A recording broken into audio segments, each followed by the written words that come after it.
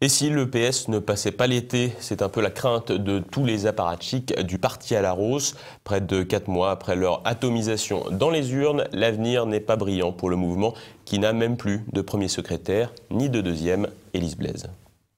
Désamour des militants, rejet des Français, fuite des cadres et trous dans la caisse, les défis à relever dans les rangs du PS ne manquent pas. Mais personne ne se lance. Depuis la débâcle du parti aux législatives, l'indéboulonnable Jean-Christophe Cambadélis a laissé sa place au sommet de l'appareil. Mais on ne se bouscule pas au portillon pour la succession. Une direction collégiale a pris un semblant de relais, pas pour prendre des décisions politiques, non. Le PS n'a plus aucune manette, mais pour limiter les pots cassés et tenter de redresser la barre dans les finances.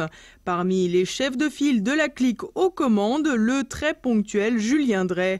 L'ancien camarade de Dominique Strauss-Kahn ne se fait pas prier pour désigner le coupable de la débandade. En effet, l'ancien militant trotskiste de la LCR réclame un audit sur les dépenses de la campagne de Benoît Hamon.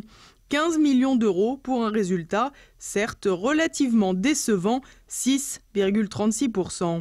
Surtout quand on sait qu'Emmanuel Macron a déclaré une campagne à 16,7 millions d'euros pour une conclusion somme toute plus satisfaisante, enfin pour l'intéressé.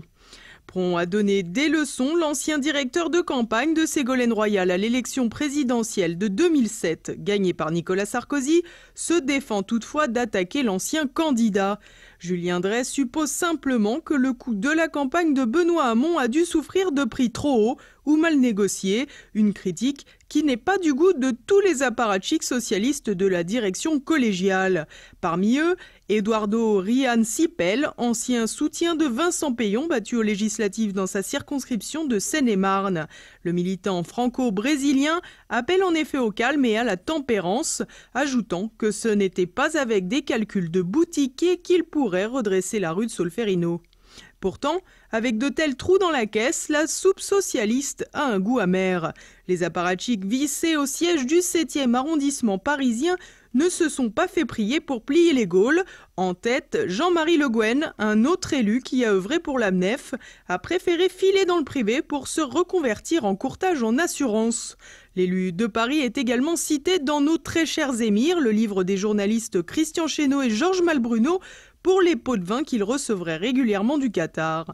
Quoi qu'il en soit, bravant le risque d'être qualifié de rat, Jean-Marie Le Guen n'a pas attendu longtemps pour quitter le navire. Dès le soir du premier tour de la présidentielle, il déclarait à qui veut l'entendre que le Parti socialiste était bel et bien mort.